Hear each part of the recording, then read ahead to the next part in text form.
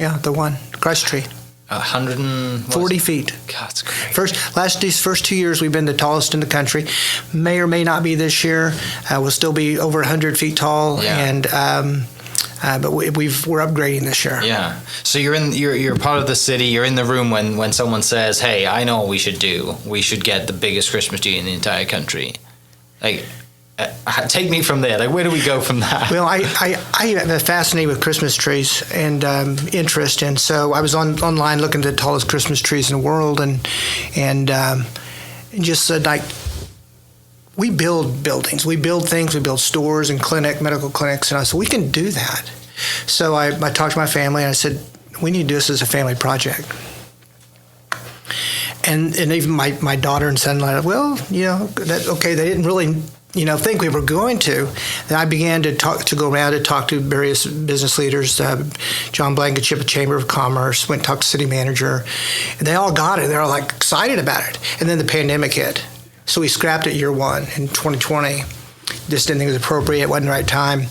But the next year we lit it back up in March, and the project, and then did it.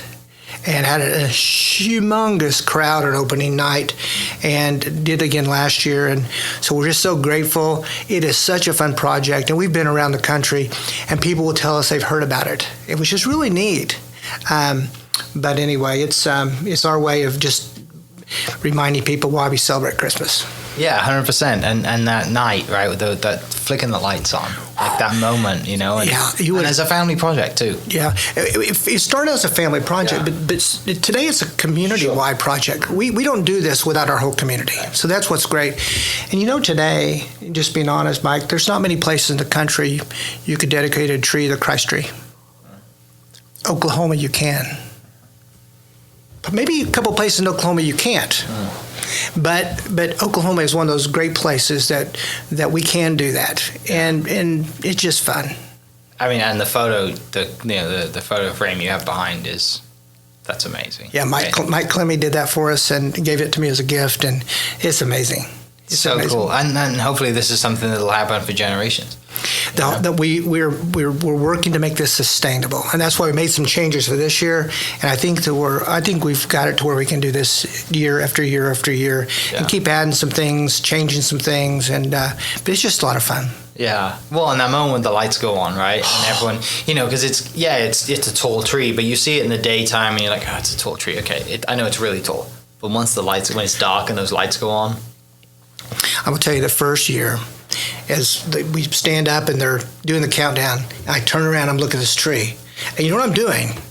I'm praying that tree better come on, because that is the worst nightmare. It was like 1, 2, 3, nothing. So, but anyway, it's hard to describe. The picture behind you there is our whole family on stage. First night with the one sign, of course, but we engaged all our children, grandchildren, and everyone had a specific part in doing this, as well as Nicole Winfield, and a great team of people all throughout the city that supported us. So the city's been very, very good on this. Yeah. For people listening that obviously can't see the photo, what is the one sign? That's for the one. The one. The name of the event is called The One. Okay. It's many meetings. Yeah. For the Savior of the One. Sure. And the Christ tree. So it's the one. It's the one way to God.